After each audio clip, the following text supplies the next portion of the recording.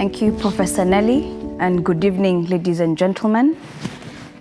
I am happy to be here in a country where the president, Madam Saleh, is the only president that refused to get onto a bus during the Queen's burial.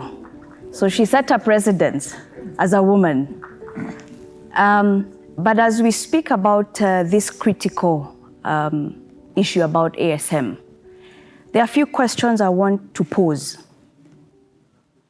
Why is it that our government, African governments in particular, do not consider women as economic agents?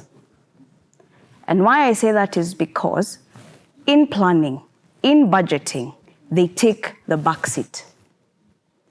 It is an afterthought. It is tokenism. Why is that the case?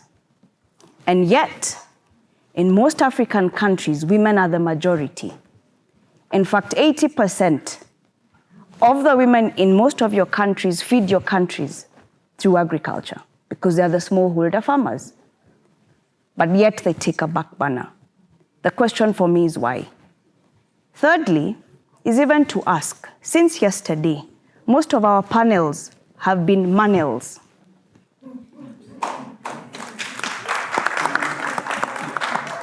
That most of the people having the discussion around our Africa mining vision are men. Why? I said food for thought. So as we talk about equality and equity, I want you to think about the Olympics. I come from a country where we are marathoners and we do very well in the Olympics until the Ethiopians came. We used to do very well. But when you look at equality and equity, it's about looking at the interests and the people and trying to keep a level playing field. And that's why you have an Olympics where men run separately, women run separately, people who are differently able run separately. Am I right? Yes. Why is that the case? Because as we talk about equality, we are acknowledging the fact that we have different strengths, we have different interests, we have different positions. So where do we marry this and where do this come together to enabling field for everybody? So when you look at the facts, the World Economic Forum last year said it's going to take us 136 years to come to gender equality. This year, the UN Women's report on closing the gender gap is more damning. It's going to take us 300 years. So what are we saying, ladies and gentlemen? And when you put it in the context of the mining sector and this critical minerals and greening, the underrepresentation, especially of women, is so significant that it cannot be ignored. And where are we where we are? And I think there are 4 issues that I'd want to address. We are where we are because of historical biases. There's some countries that still subscribe to the ILO Convention of 1935 that prohibits women to work in underground mines. So when you talk about historical biases, then we talk also around issues about discriminatory laws and frameworks that exacerbate issues around gender equity, gender equality. The other thing that we have to also think about is how we engage with women, especially at ASM level. Some of you are CSO, some of you are in government. When you're doing public participation, you put your meetings at 8 a.m. A woman who has to do what we call unpaid care work cannot come to your meetings to engage because she has to take care of her family first. Cook, dress her children, ensure her husband goes to work.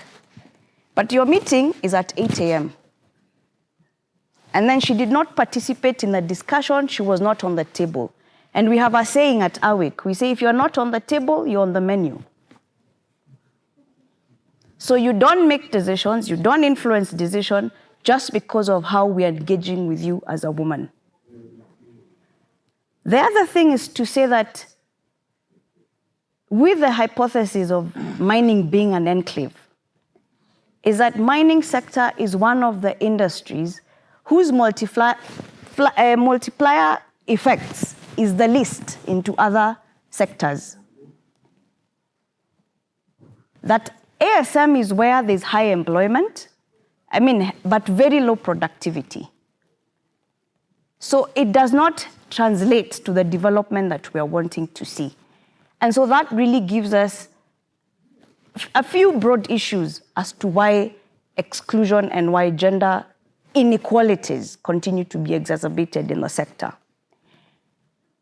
But we say that we have very many frameworks. The Agenda 2063 of the AU is talking about an aspiration number 6, to have development that is people-driven, that women and the youth and the children should be used to develop agenda.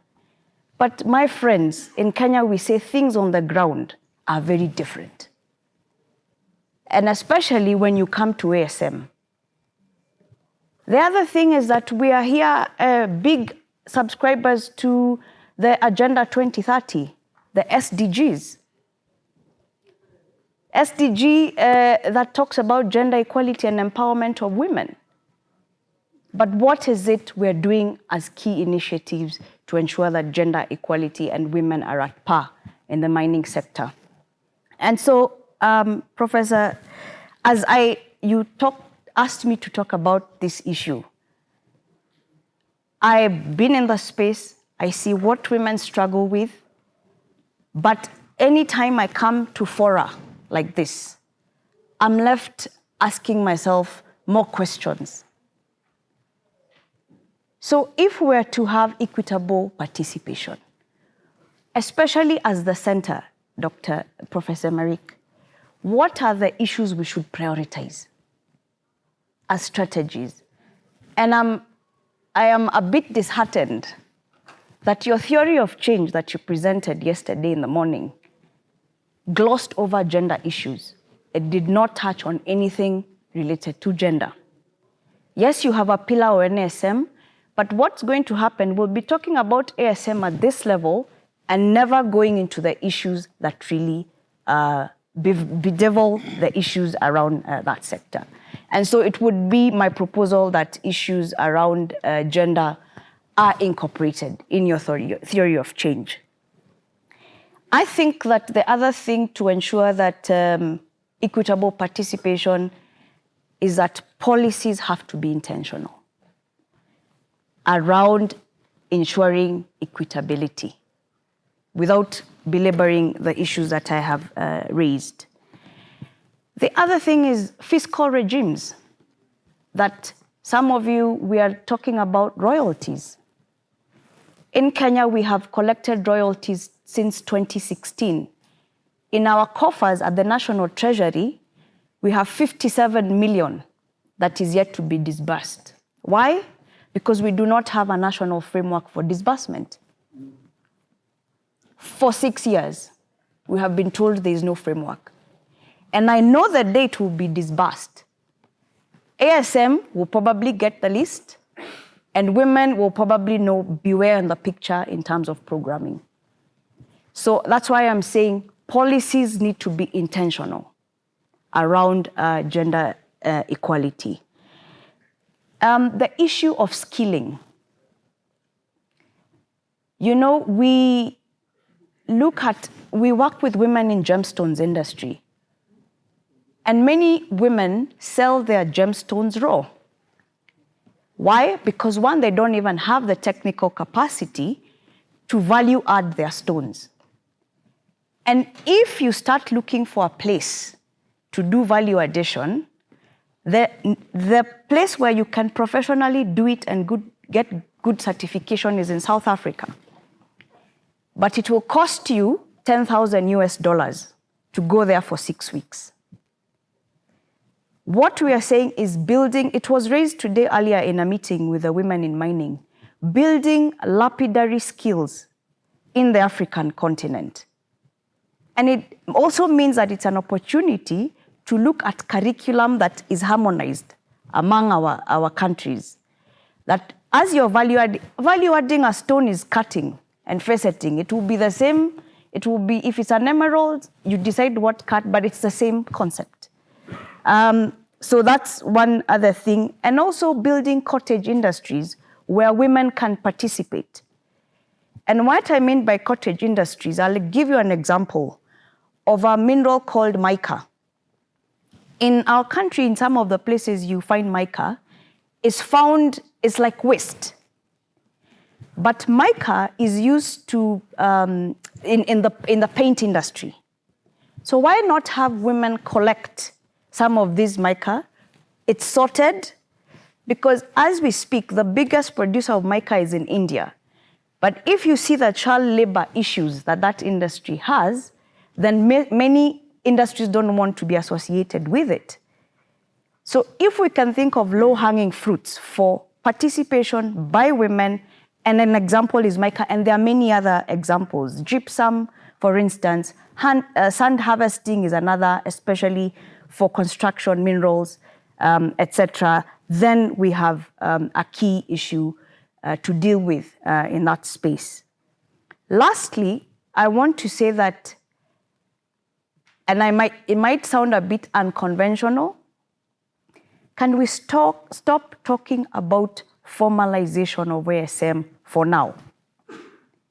Because formalization means very many things.